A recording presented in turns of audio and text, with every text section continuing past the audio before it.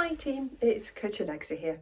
We're coming into the autumn. Until a couple of minutes ago, the sun has come out now, until a couple of minutes ago, it's absolutely piddling down with rain outside. So that's inspired me to give you a little bit of a overview of how to look after your running gear, particularly things like waterproofs when we're coming into the autumn and winter season.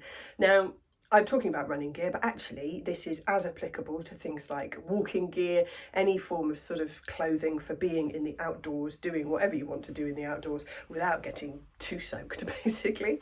But I'll give a few running specific examples, but this is as useful, for example, my walking gear as well. So with prices of lots of things going up at the moment, it makes more sense to me, at least, to really look after the belongings that we have, the clothing that we have, the running and walking gear that we have, so we don't have to replace it as often. And also, a lot better for the environment, isn't it, if you're not going through stuff and sticking them in the bin all the time. So it's useful to have a little bit of background about what a lot of running kit is made out of, and therefore, how we need to look after it. So, a technical kind of t-shirt like this is called technical because it's made of a man-made fibre, usually polyester, potentially a blend of polyester and something like elastin to make it stretchy for leggings, for example.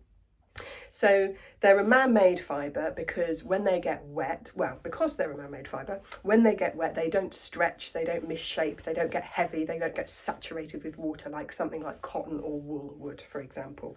So this, wet or dry, will remain the same shape. It dries nice and quickly, so if you're out in the rain and then the sun comes out like it did earlier, it will dry really quickly. And it also won't lead to as much chafing. So how does that work? It's made effectively of a form of plastic. Anything that's man-made to the clothing fibres is a form of plastic. And you'll see, potentially if you look in detail at the fabric that they're made of, they're woven and they're full of tiny little holes. And that's what allows the sweat to be wicked away and evaporated from your skin. So if you look carefully at the washing or care label on each garment, and I must admit I am as guilty as anyone of just flinging everything of roughly the same colour into the washing machine a lot of the time, but it is worth having a bit of a look at the care labels on these garments. So for example, most of them will say absolutely no dry cleaning, do not tumble dry, and do not iron. So those latter two, the tumble drying and the ironing, are because of the higher temperatures. So because this is effectively a plastic and because it relies on this really small kind of mesh effect, what you're doing when you're exposing it to high temperatures in a tumble dryer or by ironing it is melting it slightly, and it melts in the best case scenario, it just melts it enough so that those holes start to close up. In the worst case scenario, it's quite actually easy, particularly with an iron, to burn it, and you really will see that there's this kind of solidy, plasticky, scratchy feel lump or patch on your clothing. So you don't really want to do any of that. It'll often say also to wash it at a fairly low temperature. So usually 40 is the maximum, often these days 30 is the maximum washing temperature. Again, we don't want to expose the fabric to any too high a temperature. And also lower washing temperatures these days with improvements in detergents are better for the environment. The other thing to remember is a fabric softener. So the general, although it won't say this on the care label, it doesn't really normally talk about fabric softener. Try not to use fabric softeners on technical clothing. The chemicals in them tend to kind of get a little bit stuck in these pores. They reduce its wicking ability over time. And there's also some evidence to show that they increase the likelihood of it becoming a bit stinky because they trap some of the bacteria from our sweat in the fabric. So that's what to think of in terms of technical or polyester running clothes. The other type of sort of clothes you might wear as a runner, or I wear more often as a walker, is merino. So this is a specialist type of wool from a particular type of sheep.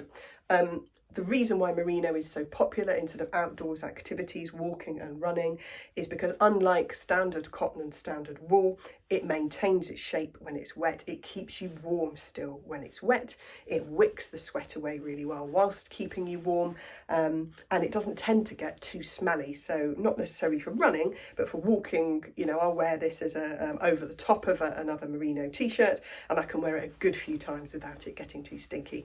Again, very similar rules rules apply. Because it is wool, exposure to higher temperatures will make it shrink, so no tumble drying. You can light iron some of them, but do check the care label. No dry cleaning, and again I would stay away from the fabric softeners and wash it at quite a low temperature. The final piece of clothing to think about is our waterproof jacket. So heading out, as I say, in the downpour that was only about 5 or 10 minutes ago here, with something like a Gore-Tex jacket on. Very, very scientific, high-tech materials used in waterproofs, and they need special care in order to be, last for longer. So again, they're normally relatively expensive garments. They're probably the most expensive piece of running kit outside of your shoes that you might have bought. So definitely worth spending a little bit on looking after them so they last for a lot longer. We do not want to, definitely not iron them, dry clean them, put them in the tumble dry, anything like that. And we also don't want to wash them with a standard detergent. So you'd be much better using a specific technical wash for your waterproof jackets, trousers, etc. So this makes sure that the really sort of technical structure, multi-layers, the taping on the seams, the technology that allows sweat to go out through the jacket without letting rain in is kept clear. So all of these microscopic pores in the fabric that are doing that job are kept kind of open and functioning as they should. So this kind of technical wash, you can get different ones, but I swear by Nikwax, are really, really good for doing that and keeping that jacket clean. So if you come back from a run or even just a dog walk covered in mud, don't be tempted to stick them in the washing machine as you would normal clothes. Either use some of that technical wash, or to be fair, if I've got a week's worth of activities that I know my waterproofs are getting muddy for, I will just rinse them off under the tap when I get back, hang them up somewhere nice so they can air dry. Do not put them on the radiator because they do not like getting too hot. That will damage the technical fabric.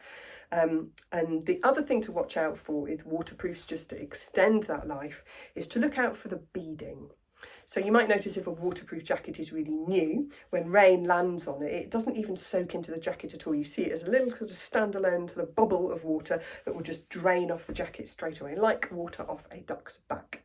And this is when that shows that the fabric is working really, really well. So if that starts to reduce that amount of beading, if you get sort of patches, particularly around high movement areas, so sort of shoulders, arms, elbows and things, where that fabric is not beading anymore, maybe you see a darker patch where the water's almost starting to soak into the fabric, then using a re-waterproofing wash. So I stick this in as another separate wash. I wash it first with that in the washing machine, making sure there's no detergent or any other types of clothes in the wash, and then I do another one afterwards with this, the re-waterproofing, and it'll get it beading again. And I kept a waterproof jacket going for well over 10 years with great performance, literally until the zip completely failed and I couldn't even do it up anymore, by using those two and keeping it performing really, really well. And it's one of those things, isn't it? You look after your gear, and if push comes to shove and you're in a situation on a really cold day and by great misfortune you've got lost and all of that sort of stuff, your gear will look after you